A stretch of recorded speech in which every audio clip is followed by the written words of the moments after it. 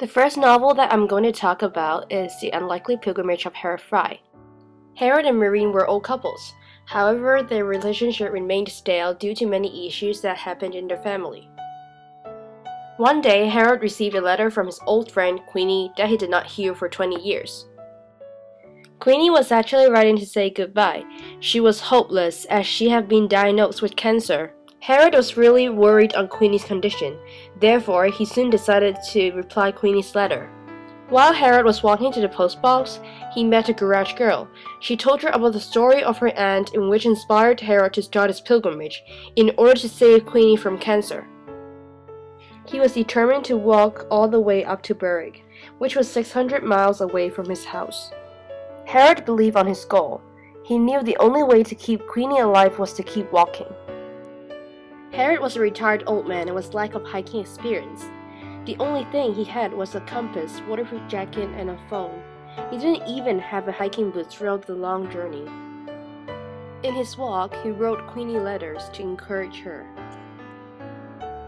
As he traveled, he began to think about his old memories. The sweetness of Queenie, the sweet memories between Maureen and him,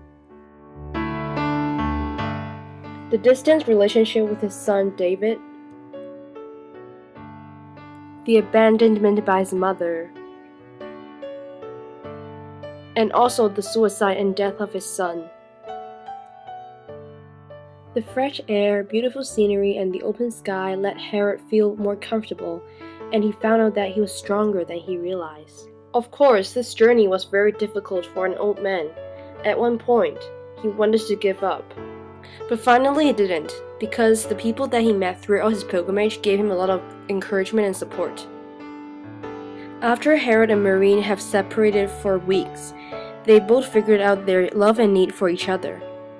Therefore, Maureen decided to meet and find Herod. They met and visited Queenie together. She felt really touched on Herod's attitude and died peacefully on her bed. The old couple talked about their sweet and old memories.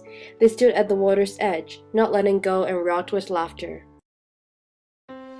Now I'm going to talk about my second novel, Rue. The novel was based on the author's life. She depicted herself into a character named Nguyen. The story first took place in the city of Saigon in Vietnam. The nightmare had just started for Nguyen's family because of the Vietnam War. At that time, situations were terrible, as Vietnam was suffering from communism. Gunshots and missile bombs were everywhere. Nguyen's family therefore decided to escape. The Nguyen family escaped by boat. They were frightened as they had no idea where they were heading and thought they might die. Soon the family have arrived to the muddy and crowded Malaysian refugee camp. They immigrated to Canada and started a new life in Quebec. Things were always difficult for new immigrants. They need to adapt to a new lifestyle and to learn a new language. Nguyen had a strict mom. She taught her many life lessons that inspired her to overcome challenges and not to give up. In the story, Nguyen mentioned many little things happened in her family. Her parents, her white husband, her mixed children, and her relatives. She as well mentioned about her optimistic attitude in facing obstacles and striving for her dream.